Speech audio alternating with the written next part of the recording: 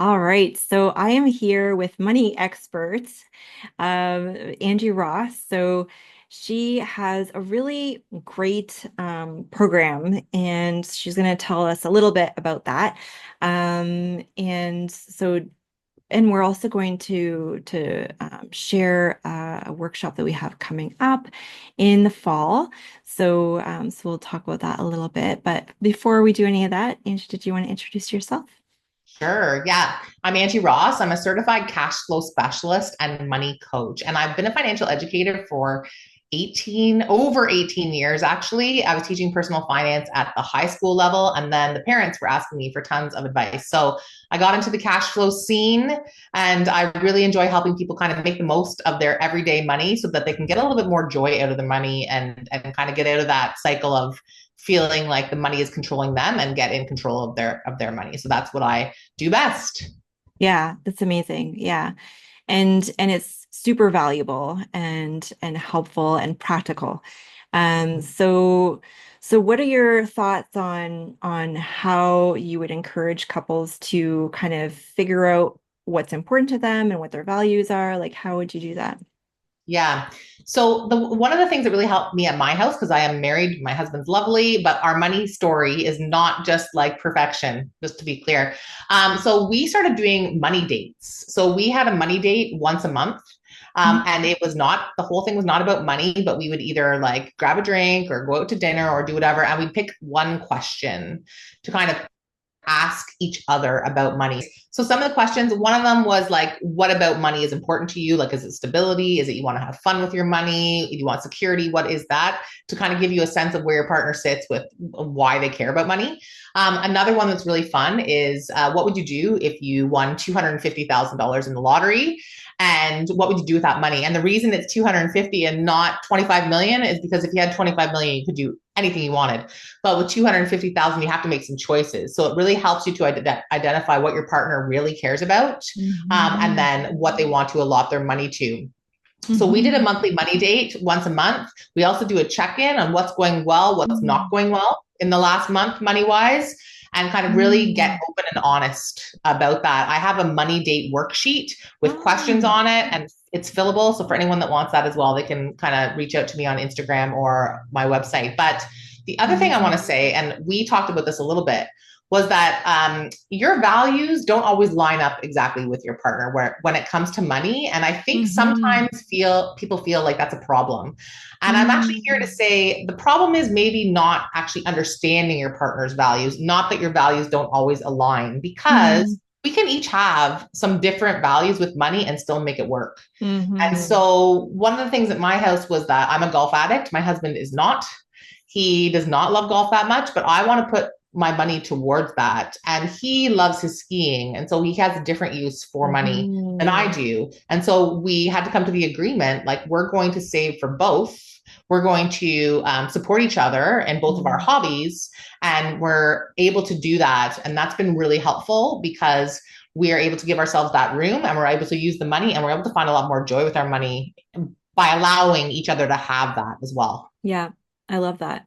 Yeah. Yeah, and it comes down to communication, right? Being able to talk about what is important to each of you. And I love also that you said that it doesn't have to necessarily align. It doesn't have to be the exact same thing that both of you are striving to achieve together. But it's supporting each other with what each of your financial goals might be. And it reminds me of Gottman's stat on perpetual issues, right? Because money issues can be solvable problem that it's a small thing of making a decision on something short term and then it's done, or it can be perpetual. It's the same kind of conversation over and over again, and with the perpetual issues, like for example, different kind of recreational activities, that's a perpetual difference. That it's not necessarily going to change. It could, but not necessarily. And so with perpetual issues, then just trying to understand and accept, this is how my partner is. It's different from my interests, and that's okay. And so being able to talk that through and figure that out and how you can each support each other. So yeah, I think that's great. I Yeah. want to add to that just a little bit too, because Yeah. I like to tell people that I was not good with that because my husband, when he turned 40, he wanted a ski trip out west. He took the ski trip, and then all of a sudden it became, we want this annually. And I was like, wait a second, like, hold up. And then we talked a little bit about it. And that was the thing he looked forward to the most all year. And before Mm-hmm. that, that had not been a light bulb for me. That like that was Mm-hmm. so important to him. I just thought like, come on, we're being a little frivolous.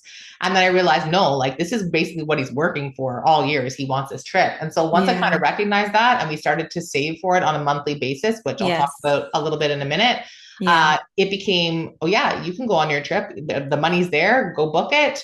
And I wasn't as upset about it because we already had the money saved and he wasn't resentful towards me because I was Yeah. preventing him from doing what he loves. Right. Yeah. So it Yeah. was a real eye opener for me. And so I always like to tell people, like, I've lived this myself. Yeah. So, it's really made a big difference for us. Yeah. Amazing. Yeah. Yeah, and it's accepting, right? Accepting this is how Exactly. my partner is, this is what they are interested in, this is what, we're trying to aim at, like with financially. And accept is one of the communication components of a communication tool that I designed called I Lead. And so yeah, if anyone wants that, they can message me as well. But the accept is part of the one of the components of that. So yeah, super important. And so can you talk about the anti-budget framework a little bit more? Yeah. So when I work with people specifically, I build them out what's called an anti-budget. And the idea behind it is that most of the time with budgets, we're kind of like assessing where our money is going and sort of putting that into like a spreadsheet or some kind of tool. And then at the end of the month, taking a look at it and reconciling back. And usually we've overspent in some category because we did not have anything to prevent us from, and it's too late. We're at the end of the month, the budget didn't work. We have no money to save. We haven't put our money towards anything that we actually value or care about. And here we are Mhm. starting the cycle again the next month. And Mhm. so with the anti budget, we kind of flip the script on that idea. So I'm basically taking your money, I'm allotting it towards the things we care about first. So a good example Mhm. is we bought a Airbnb in Mont Tremblant, which has golfing and skiing, by the way, just Yay, not by accident. win-win. Win-win. And so we bought that and we were putting money towards that monthly. We're putting money towards kids' RESP, TFSA, RRSP. We're paying for our mortgage, our car payments, all of those kind of non-negotiable items that come up. Mhm. We take our income, we put our money towards that first. And then whatever money we have left over, we divide it into what I call a weekly spendable. And the idea is you can spend that money guilt-free on food, Mhm. retail, and entertainment because we've already Mhm. taken care of all the things we care about first. Mhm. So Mhm. it's this idea of saving first towards the things that we value and then blowing the rest guilt free because it doesn't actually matter. You've already put your money towards what you care about. So Yeah. really freeing, just a shift from that scarcity to kind of abundance mindset. And I want more of this. So I'm going to put my money towards that. And it's a lot easier to Mhm. follow than a budget because you don't have to track every penny that's Yeah. going here, going there. It's really a lot about automation and making sure that your money is going towards the things you care about. Yeah. Yeah. Yeah, and I love the weekly spendable concept Mhm. because you're right, like when there's money in the bank and then either it just gets blown and then you wonder where did it go, or there's that scarcity mindset of like, okay, I have to make this last until like the next paycheck, and so I'm scared to spend anything, and so yeah, it's the kind of either or, but this is kind of you have permission, right? This is money that you Yes. have permission to spend on the fun stuff, Mhm. which is nice because then it makes money work for you, and then you know that the important stuff is already allocated for, right? It's already dealt with and it's done. So yeah, I love that. I think it makes a lot of sense, and I've started to use that. I've started to Awesome. implement that. Yeah, so it's wonderful. It Yeah. provides a lot of clarity too, right? Like a lot of times people will say, like, I think I have Mhm. money to do this, but do I actually have money to do this? And Yeah. so if you have a weekly spendable, and like at our house, it's $700 a week, I know because we track it a certain way. I know, well, no, I don't have money to go golfing this week, or no, I don't have money to go out to eat, or I'm Yeah. free and clear, I'm good to go. And then you can go and enjoy it guilt free, right? So it Yeah. really helps to clarify, make that really clear for people. And Yeah. people like that too, because then there's no guilt. And we work hard for our money, so we should be able to enjoy some of it. Yeah, yeah, for sure. Yeah. And I like the buckets idea too, like of certain goals that you might have that you open a certain like a savings account for that particular goal. Like I like that concept too. And it's something I've done for years. And so it's nice that it's like validated by a money expert, Yeah. money coach. And so, yeah, like having a certain account for like Christmas spending and being able to spend or save for that through the year, right? So that Christmas isn't as shocking or anxiety provoking, right? When Yeah. it comes to that time of the year or getting those credit card bills in January, like you're avoiding all that by creating an account specifically for certain goals like that, like Christmas, for example, or Yeah. vacation or the ski trip or things like that. I love that you said that because what I find a lot is people are doing the vacation and they're obviously doing Christmas and then they're feeling bad about it because they're having the Yeah. financial aftermath, right? Yeah. So to me, I'm like, well, what is the point of that? Because we're spending money on a vacation and we get home and then we're crying about the Yeah. credit card bill or the line of credit bill. And so for me, I'm like, if I'm going on vacation, I want to enjoy it. I don't want to be sitting there Yeah. worried about the aftermath, right? And so Mm. it's really important that you said that. And I also think with the buckets, the really nice thing is you can go in there, like I have mine automated.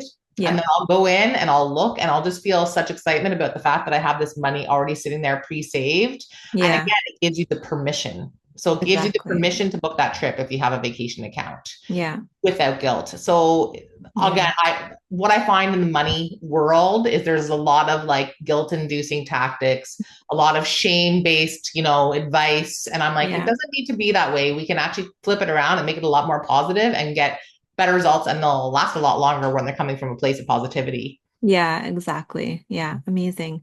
Good. Well, we have this workshop coming up that I'm really, really excited about. So September 23rd, it is, what day was it? Was it a Thursday? Tuesday. Oh, it's a Tuesday, right? Yeah. Tuesday, September 23rd at 7 p.m. for an hour.